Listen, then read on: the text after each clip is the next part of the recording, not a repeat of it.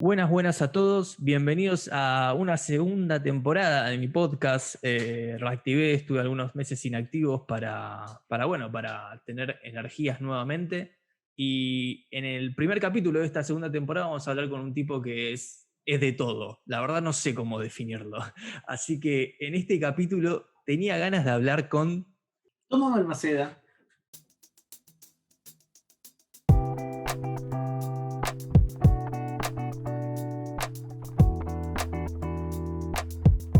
Muy bien, Tommy, ahí ya lo escucharon. Él es doctor en filosofía, periodista especializado en tecnología, escritor. A mí me gustaría definirte como un curioso, no sé si está bien. Totalmente. Sí, 100%, Lucio. Para mí, curioso e inquieto son las dos características que más me definen. Me encanta, me encanta. Mira, a mí, Tommy, primero preguntarte cómo estás. ¿Cómo estás hoy en día a nivel trabajo con todo este tema de la semipandemia que estamos viviendo en Buenos Aires? Qué sé yo te diría que estoy harto, pero acostumbrado. O sea, una mezcla de ambas cosas. Supongo que como un montón de personas con la vida muy cambiada, la vida cotidiana muy transformada, acostumbrándose, también creo que a diferencia de muchas personas con mucha suerte de poder trabajar desde mi casa o tener encuentros como este con vos para pensar y para charlar con los beneficios de que, bueno, tengo una casa donde puedo armarlo, así que me siento muy afortunado y hasta ahora no me enfermé, o sea que eso también está bueno, pero estoy harto, me encantaría que esto terminara, pero bueno, no depende de mí. Es una frase que se escuchó mucho, ¿no? En este último tiempo, la suerte de poder tener trabajo desde casa, ¿no? De poder continuar trabajando, cosa que mucha gente lamentablemente perdió. Sí, total, viste que ahora está muy de moda un término que quizás lo traen más los feminismos de los 70, que tiene que ver con el privilegio, ¿no? Y la verdad que uno piensa en los privilegios que cada uno tuvo o que tiene, y bueno, además de la fortuna de que puedo tener un trabajo y de que yo tenía un tipo de trabajo por este carácter de inquieto que charlábamos hace un ratito, tanto mi trabajo como periodista, como mi trabajo en investigación de filosofía o cuando escribo. La verdad que siempre lo hice en muchos lugares que no eran mi casa. Yo viajaba mucho por trabajo, entonces nada, tengo libros que escribí literal arriba de un avión, tengo artículos que hice en un lobby de un hotel o en un bar. Pocas veces trabajaba en mi casa, ¿no? Incluso preparar las clases o esas cosas. Ahora me enfrento a tener que hacer todo eso en casa y tengo la fortuna de tener una casa grande, tengo una terraza, puedo estar al aire libre, no sé, son todas cosas que trato de recordármelas a mí mismo, de que las tengo cada vez que me quejo. Me parece sano quejarse, pero bueno, también nada, trato de pensar las cosas beneficiosas que tengo. Y justamente pensar es uno de tus mayores trabajos como filósofo, ¿no? Sí, la reflexión, viste, de la filosofía hay un montón de definiciones. Yo tengo 40 años y estudio filo desde que tengo 18, 19, Espera, cuando entré te voy a interrumpir ahí, te voy a interrumpir ahí porque ahí quiero que venga la introducción que hago siempre, que quiero que siempre hay algún despistado, si bien hoy es más Perfecto. fácil encontrar a la gente, saber quién es, quiero que me digas vos quién es Tomás Balmaceda para el público que no te conoce. Alguien inquieto, alguien curioso, estudié filosofía, soy doctor en filosofía, soy periodista y me dedico a escribir y a pensar cosas. Y estoy mucho tiempo en redes sociales, más tiempo de la que debería. Y en redes sociales muchos te conocen como Capitán Intriga. ¿A qué viene Es, ese seudónimo? Exactamente. Bueno, una vieja historia. Yo cuando me mudo a Buenos Aires, yo soy de la ciudad de Campana, en la provincia de Buenos Aires, cuando me mudo a la ciudad de Buenos Aires para estudiar filosofía, que siempre fue una carrera que tenía como un halo de que era muy solemne o que era muy seria, eh, me encuentro con Internet, ¿no? Que quizás ahora es difícil pensar un mundo sin Internet, sobre todo para los que son nativos digitales, en mi caso no. Yo venía de estar, tengo un claro recuerdo de la primera vez que entré a Internet en el 96, porque mi madrina tenía lo que se llamaba en ese momento cibercafé, que era algo muy raro en la ciudad de Zárate, y saqué mi cuenta de mail. O sea, tengo esos recuerdos muy claros de mis momentos en Internet, pero en el año 2000, año 98, 99, 2000, aparece esta idea de los blogs, ¿no? De poder escribir y publicar, se llamaban Blogspot en ese momento, y vos podías escribir y eventualmente cualquier persona potencialmente que estuviese en internet podía llegar hasta vos y verlo. Inicios de WordPress, inicios de Blogger, digamos, Google era un bebé, no estaba todas las cosas que teníamos y no había redes sociales.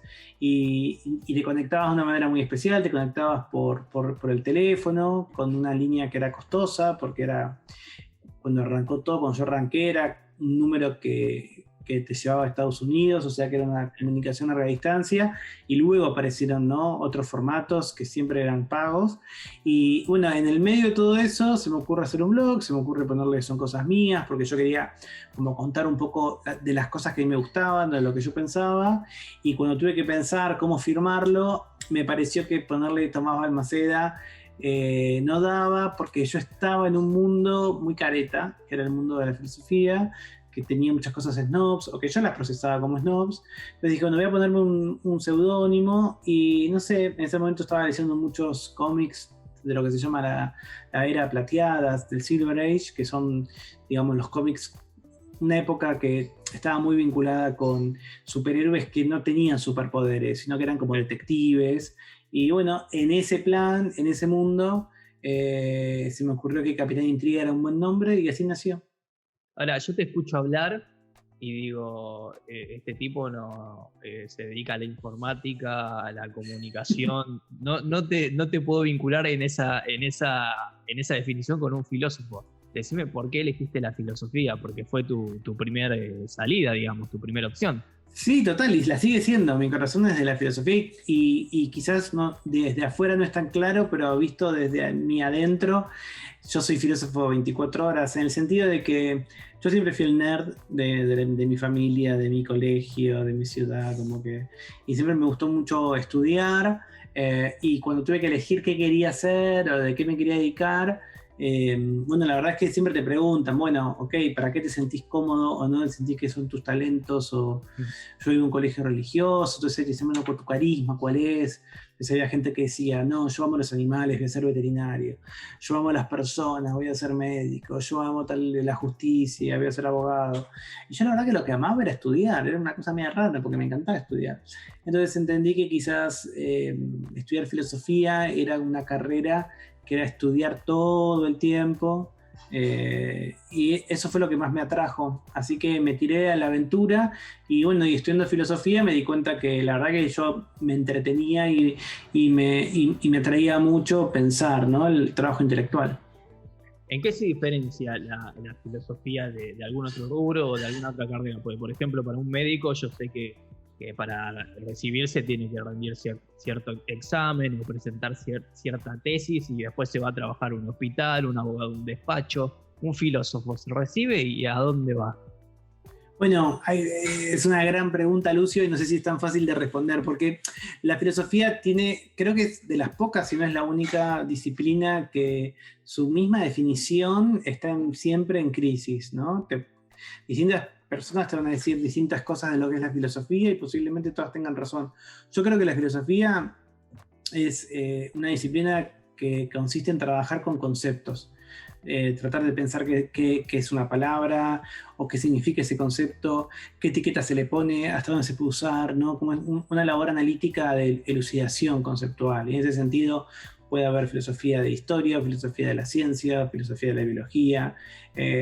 Otros van a pensar otra cosa. Hay personas que creen que la filosofía es como la reflexión sobre ciertos temas profundos, vinculados con la muerte, la vida, el amor.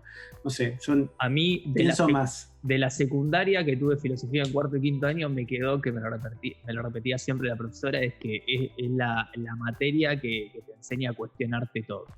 No sé si También, bueno, la filosofía tiene como gran herramienta la pregunta, ¿no? Como el cuestionamiento, poner en crisis. De alguna manera, el arma de la filosofía es el por qué. Vos preguntas por qué, por qué, por qué, por qué, por qué. Como, no sé, los que tengan niños o sobrinos, hijos cerca, lo van a saber en una edad en donde cuando uno ya se cansó de responder por qué, porque no sabe qué más decir, el niño va a decir una vez más por qué. Y el filósofo también, cuando uno cree que todas las dudas están zanjadas, va a poner en duda eso. Y en ese sentido para mí está bueno porque te permite abordar fenómenos de lugares y de momentos muy distintos. Yo siento que mi vocación, que hoy capaz la comprendo más como comunicar, en el sentido de que me gusta hacer contenidos y compartirlos, con mi sello que tiene que ver justamente con esto, ¿no? Como más analítico. Creo que lo que yo hago, desde que hago una nota muy sonsa en el diario, hasta que escribo un libro, es tratar de abordar un fenómeno de un punto de vista completamente distinto. Y si tengo la suerte de que alguien que no le comparte ese punto de vista o se siente interpelado, está buenísimo, porque logro yo ofrecer algo diferente de lo que tradicionalmente se hace. Hoy la filosofía está como más, no sé si la palabra correcta, pero más inclusiva, o sea que para llegarle a todos, ¿no? Porque además de vos, hay otros filósofos también reconocidos, modernos. Hay hasta una serie que habla sobre un profesor que es filósofo, que es Merlí, por ejemplo, y no sé si viene al caso, pero a mí me encantó y me hizo interiorizar más en filosofía.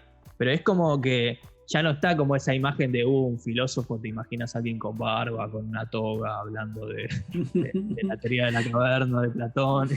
Es como que hoy, por lo menos en gente como vos, le buscaron la vuelta para que sea, no sé si divertida, pero sí como atrapante. Bueno, eso es porque también el carácter como más múltiple que tiene la filosofía.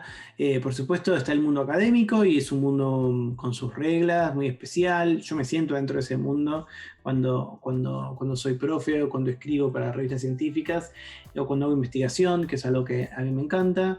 Pero después también tenés como otras formas de salida. Por un lado, como vos decís, la divulgación, donde yo me siento cómodo, y es, bueno, tratar de llevar esta reflexión filosófica a personas que quizás no reflexionaron antes sobre eso, no lo pensaron, y que tienen que tender estos puentes para que no sea esto que yo te contaba, ¿no? Como snob o elitista. Claro. Y después tenés otras maneras. Hay gente que piensa que la filosofía tiene una función pública, ¿no? De inserción en el discurso público, en el sentido de que, bueno, no sé, se discute la ley de interrupción del embarazo, tiene que haber filósofos y filósofas que hablen del tema para mostrar esa posición, o la pena de muerte, o incluso cuestiones vinculadas con, no sé, ya la corrupción, digamos. Hay también como ese tipo de idea. Y después algo que también surge mucho es que hay muchos filósofos y filósofas en compañías, en empresas tradicionales, porque algo que te da este estudio, además de mucha disciplina para leer mucho y para discutir,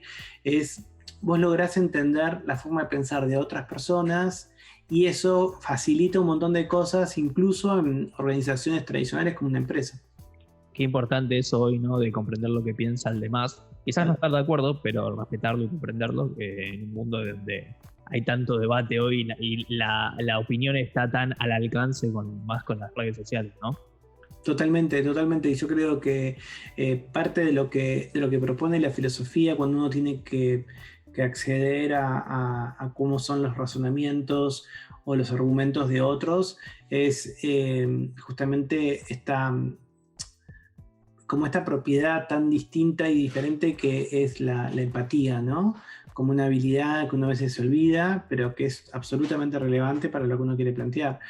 Poder encontrar un enlace empático es ponerte en el lugar del otro, como estamos charlando, Lucio, y a partir de eso entender esa visión del mundo que quizás es distinta de la tuya, pero entendés que el otro no es un monstruo, no. O no es alguien que es un tarado, que entiende mal, o que... No, bueno, simplemente comparte otro punto de partida, otro set de valores, o quizás lo que otras personas priorizan son distintas de lo que priorizas vos.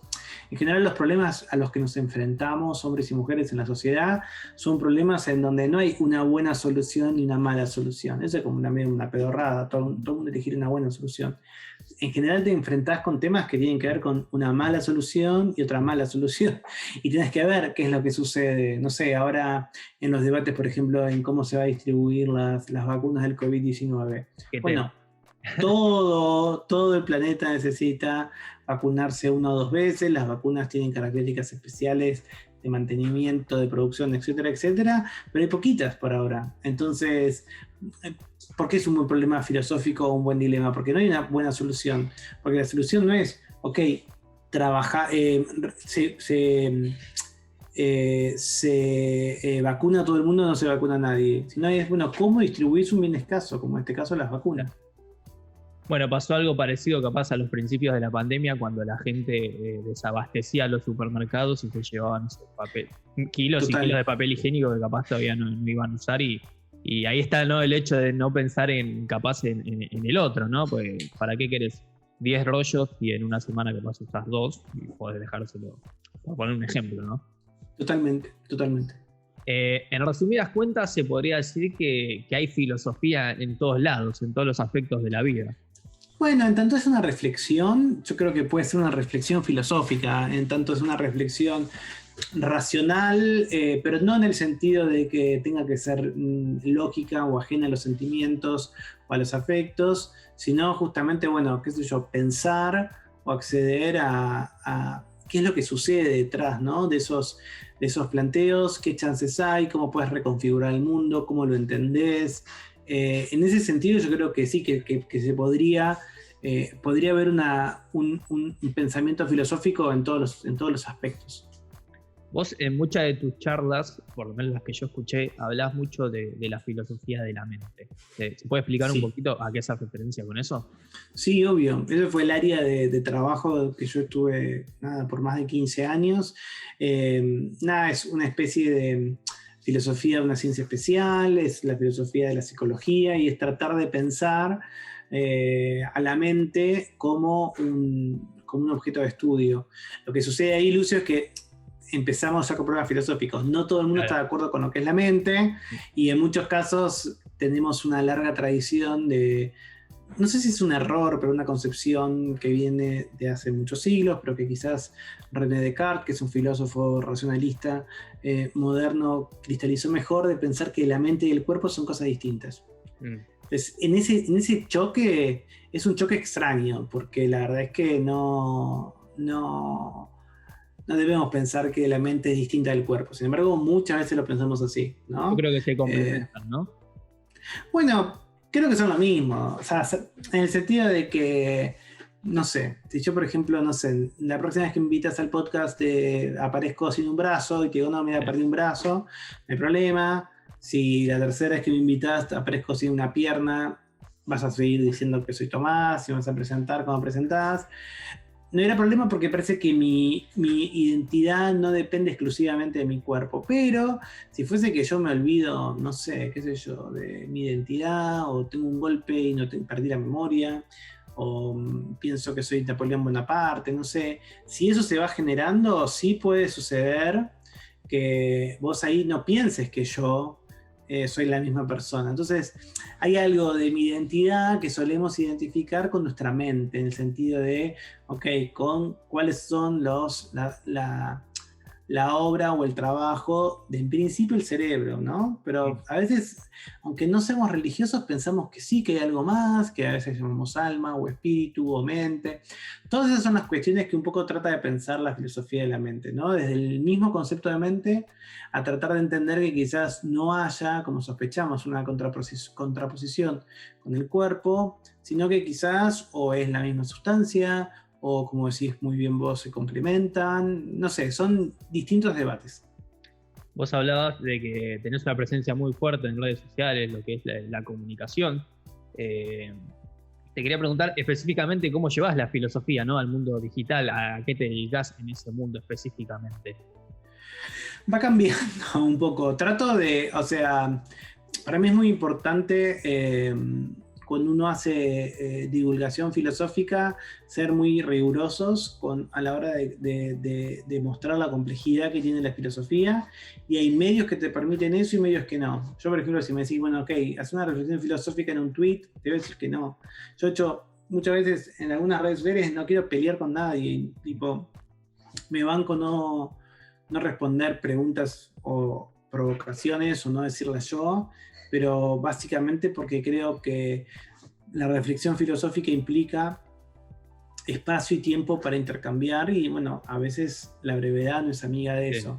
Sí, he hecho videos, he hecho series, he trabajado en televisión, he hecho charlas, ahí sí lo que pienso es que finalmente tengo el espacio para por lo menos plantear las bases de la manera en la que yo creo que uno puede pensar. No sé, yo también tengo un podcast, más filósofos, y en filósofos lo que hago es, bueno, invito a un filósofo, una filósofa, y charlamos media hora sobre algún tema filosófico, pensando en que lo va a escuchar gente que no es filósofa, pero no por eso trato a la gente de tarada, o sea, tipo, tratamos de mantener el nivel de lo que es una reflexión racional, y bueno, por supuesto, habrá gente que se interese más, gente que se interese menos, pero yo creo que las redes sociales tienen un poder muy grande de alcance, pero no necesariamente podés tener la profundidad que querés. Sí.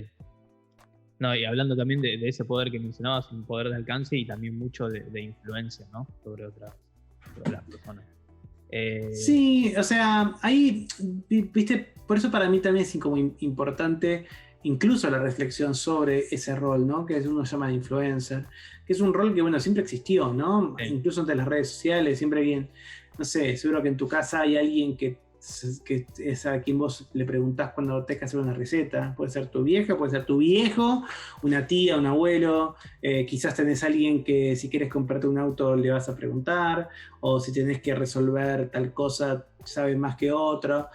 Lo interesante para mí del influencer en redes sociales es que de golpe había una especie de semántico, de lenguaje o de forma de comunicar que estaba solo en las redes para ciertas personas, y ahora lo ves en un montón de ámbitos, ¿no? Como esta idea de, qué sé yo, no sé, Rodríguez Larreta contó que tenía coronavirus con un TikTok. Sí. En su momento Mauricio Macri contó que iba a tener de candidata a vicejefa de gobierno a Vidal por un tuit. Cuando yo era chico eso no pasaba, ¿no? Digamos, eso es un poco parte de un concepto que yo trabajo con dos compañeros, con dos amigos, que hablamos de cultura de la influencia, como llevar un poquito más la noción misma de influencer para pensar cómo llega a otros ámbitos. Excelente. Hablando también un poquito de esto de los entornos digitales y demás, ¿crees vos que estamos viviendo una transformación dentro de esos entornos digitales? Yo creo que sí, creo que era un proceso que se acelera con la pandemia, que no es necesariamente una transformación tecnológica. Creo que una transformación digital no tiene que ver estrictamente con dispositivos o con pantallas, sino que tiene que ver más con una cierta mentalidad, ¿no?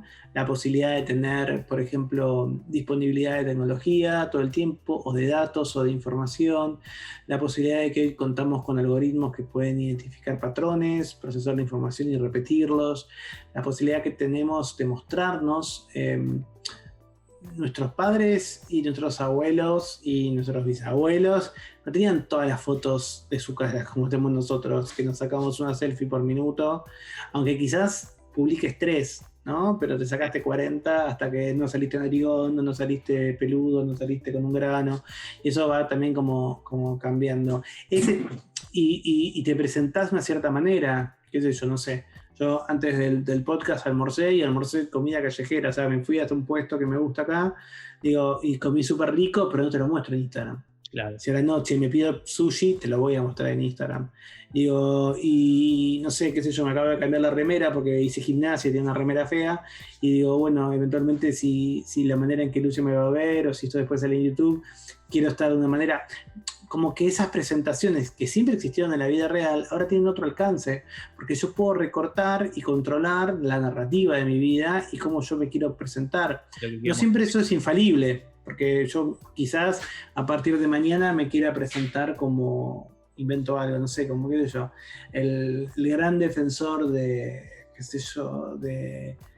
invento algo, no sé, de los cuerpos o de, qué sé yo, gordos, y alguien puede googlear y decir, no, Tomás, si vos hace 3 meses decías gordo de mierda, o hace 4 te reía de tal persona por su peso, no siempre sale bien eso, ese recorte, ¿no? Hay ejemplos de eso, gente que quería ser el paladín del veganismo y la descubren comiéndose un cacho de pescado de unas vacaciones, no sé, pasó en Inglaterra. Bueno, más allá de eso, sí, pasó una influencer vegana, sí. La encontraron en una playa comiendo un pescado. Bueno, más allá de eso, lo que vos te das cuenta es que eventualmente tenés las herramientas como para controlar y contar eso.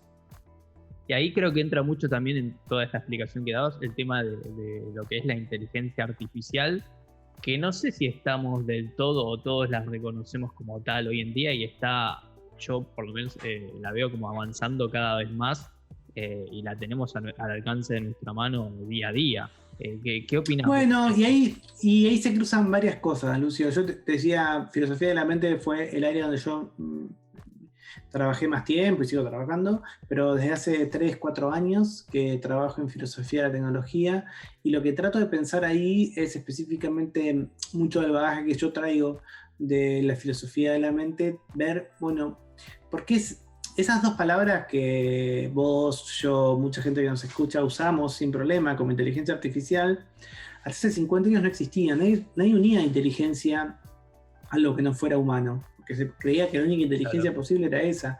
Hoy podemos hablar de inteligencia de animales, podemos hablar de inteligencia de distintas personas con distintas condiciones o momentos o situaciones por las que viven, y pensar que los dispositivos artificiales pueden pensar es una revolución total y distinta.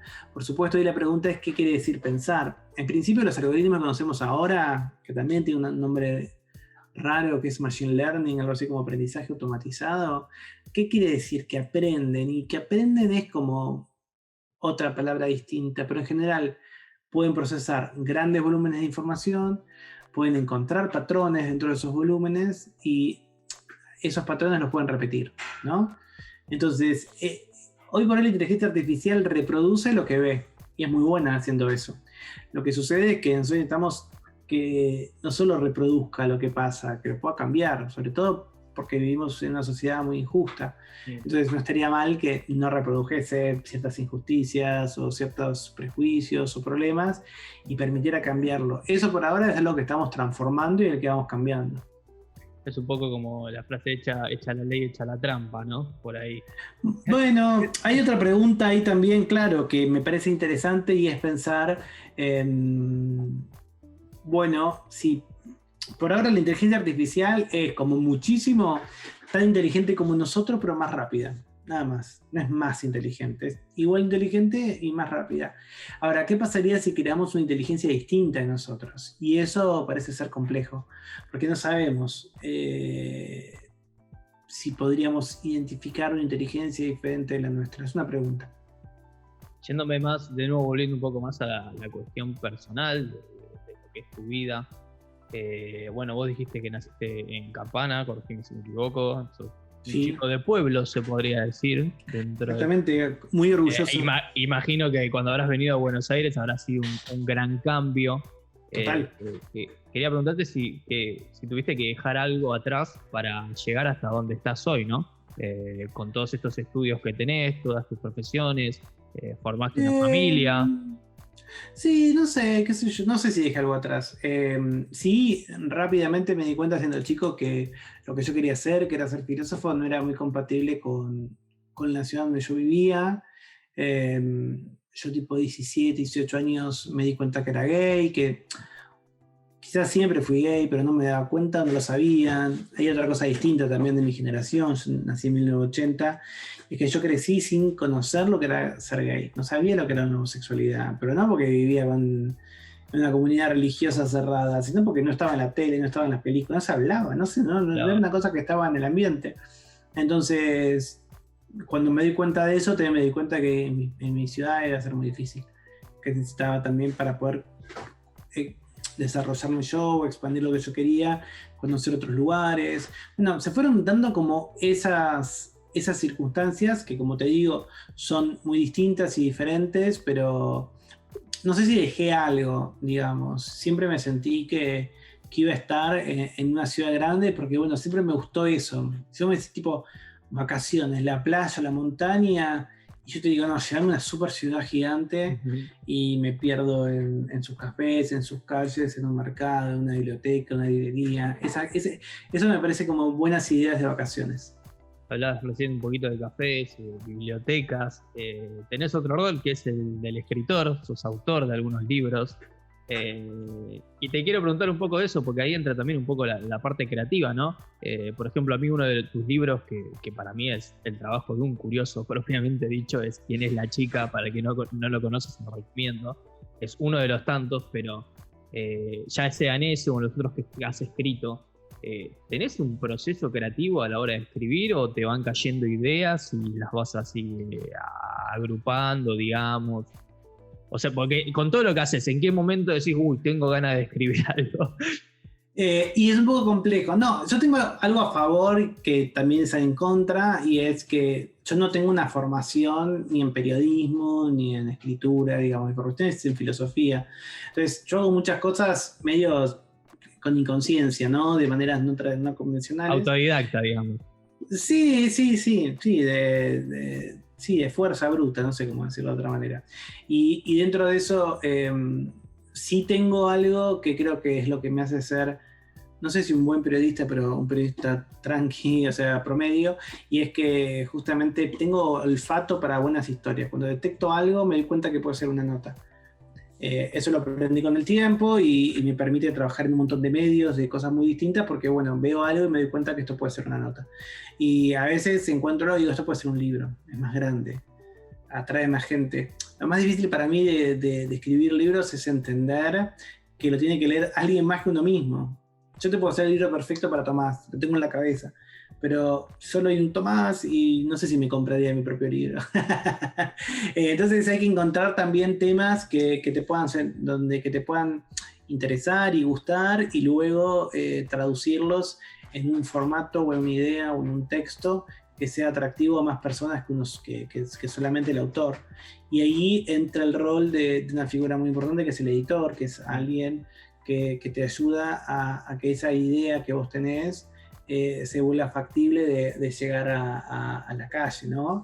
Y que pueda atraer a más gente. Y ahí también es todo un trabajo de bastante humildad, porque quizás en tu cabeza tenés el libro perfecto, pero bueno, es eso, es un libro perfecto para Lucio, no para más personas o para personas que están fuera de los amigos tuyos que conoces, que te lo comprarían porque son buena onda y porque son amigos tuyos. Ahí está un poco también esa diferencia. Igualmente, para no ser quizás un periodista recibido con todas las herramientas, son libros que, por ejemplo, ¿Quién es la chica? Que es un poco cuenta la historia de las grandes musas detrás de las canciones del rock. Es un libro con una investigación muy ardua. Calculo que el último que sacaste también de Antártida va un poquito por ese lado también. Para alguien que capaz no es periodista 100%, es un trabajo, debe haber sido un trabajo bastante grosso. Y sí, ¿Quién es la chica? Nos llevó 6 años. El libro de la Antártida, que también lo escribí con Agustina Larrea, los dos. El libro de la Antártida, que está ahora en todos lados, van a comprarlo. Me llevó 8, nos llevó 8. Pero bueno, ahí te metes. La verdad que seguimos trabajando en paralelo en 1000 trabajos. Sí. Pero bueno, empezás a hablar con gente, esa persona te nombra a alguien, la buscas en la guía telefónica, la encontrás, porque quizás hay mucha gente que no está en internet, tipo, no sé, los seres antárticos argentinos tienen más de 90 años, entonces tenés que encontrarlos como sea, claro, sentarte con ellos, leer un montón, que te den libros, seguir leyendo, ir ahora está cerrado, pero ir al Archivo General de la Nación, ir a la Biblioteca Nacional, pedir los diarios de ese momento. ¿Tuviste la chance de viajar o no? No, a la Antártida no, todavía no, pero no pude. Pero sí, qué sé yo, me tomé un avión a Ushuaia porque quería conseguir un dato. O sea, esas cosas te pasan. Y por supuesto, tenés que encontrar también la manera en donde cuando vos llegás, te toca un entrevistado que te costó mucho conseguir, bueno, llegá con 10 preguntas muy buenas, porque si no, perdés esa opción. Y no siempre es tipo, ok, pongo rec y charlemos y vemos qué sale. Eso no funciona. Tienes que prepararlo, tienes que conocer, tienes que estar atento, tienes que también saber que a veces el entrevistado te miente. O porque se olvida, o porque quiere contar otra cosa, o porque no le conviene. Entonces estar atento a eso, pelearlo. No, es todo un proceso que es complejo, pero que bueno, también es muy satisfactorio. Volviendo un poco atrás con el tema de lo que fue la pandemia, la cuarentena, que estamos en una semi-cuarentena todavía de que Total. ¿Cuánto afectó a tu trabajo, si es que lo afectó? Y preguntarte también si tuviste altibajos a nivel personal por no saber lo que podía llegar a pasar. Sí, viví una cuarentena rara porque no estaba tan acostumbrado a estar. Mi vida anterior tenía muchos viajes de trabajo, 1 o 2 al mes, que eran muchísimos, que me estaban cansando, pero que también me permitían nada, como que me he acostumbrado a una vida con la valija hecha y con la compu para todos lados, y eso se frenó de golpe. Y sí, no, tuve un montón de bajones, pero sobre todo porque no es el tipo de vida que a mí me gusta, no porque quiera viajar a la China todos los meses, porque a mí me gusta caminar y pararme en un bar y leer algo, y tengo muchos amigos y ver qué amigo está cerca y tomar no sé, 1000 cosas que yo no puedo hacer. Y eso me cambió y me modificó un montón, pero bueno, esperemos que eso vuelva, y si no vuelve, nada, yo me habré acostumbrado. No sé. Somos bichos de costumbre igual los seres. Totalmente. Tommy, para ir cerrando, gracias de nuevo por tomarte este tiempito. Un día feriado encima, está medio tristón igual el día, pero bueno. Quiero cerrar con 2 preguntas nada más. Dale, obvio. Una también dentro de todo personal, ¿cuáles son tus metas hoy en día, a futuro, a mediano, corto, largo plazo? La verdad es que en la pandemia me orienté mucho hacia un tema que nunca me había puesto a pensar, que eran las finanzas personales. Siempre fui una persona muy mala con la plata, y traté de estudiar cómo poder mejorar con eso, y me costó un montón, y leí libros y no entendía, y quería entrar a sitios, escuchar podcasts y no podía. Y tuve como una mini revelación, y es que el mundo de la plata es un mundo con muchos códigos, con un mundo muy macho, ¿no?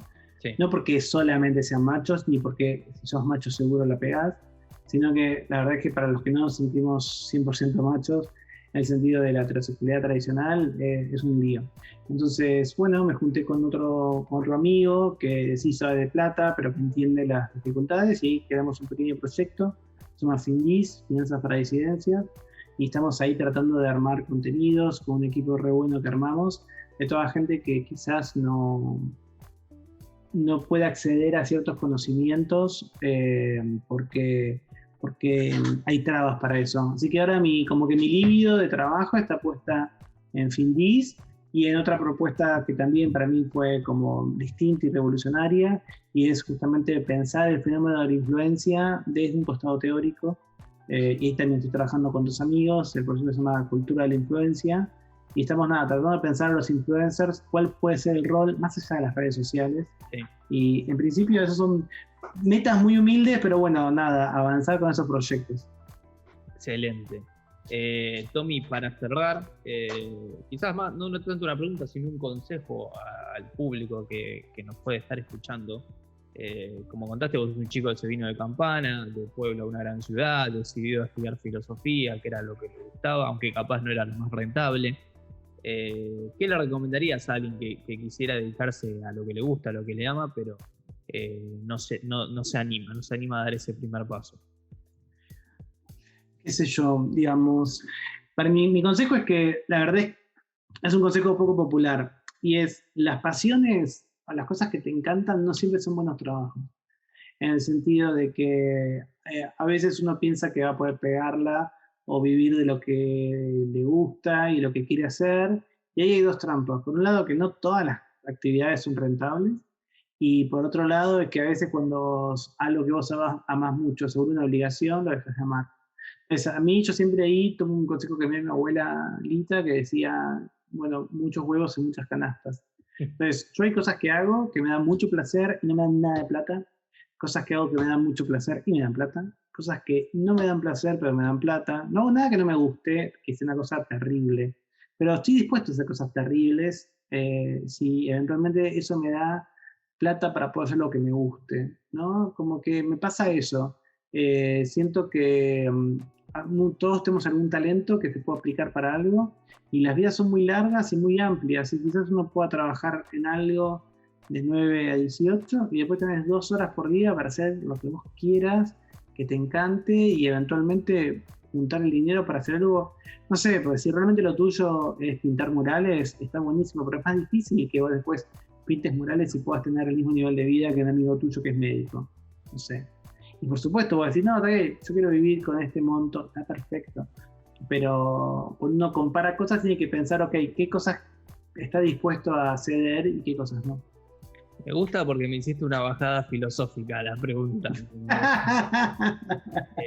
Tommy, mil gracias. Me encanta que hayas sido el primer invitado de esta segunda temporada. Espero poder seguir. Un placer para mí, un placer para mí. Decile a la gente dónde te puede encontrar, tu web, de trabajo, tu A libro. cualquier lado buscan @Capitán Intriga o buscan Tomás Balmaceda. Por suerte Google me ama y me pone arriba de todo. Así que todo lo que hay ahí dando vueltas son cosas lindas, me van a encontrar fácil. Tommy, gracias de nuevo nuevamente por estar acá. Y bueno, a los que nos escuchan, lo pueden encontrar, como ya saben, en Spotify y en YouTube, este capítulo. Así que nada, otro capítulo de Tenía ganas de hablar, esta vez con el señor Tomás Balmaceda. Mil gracias, Tomás. Por favor. Hasta luego.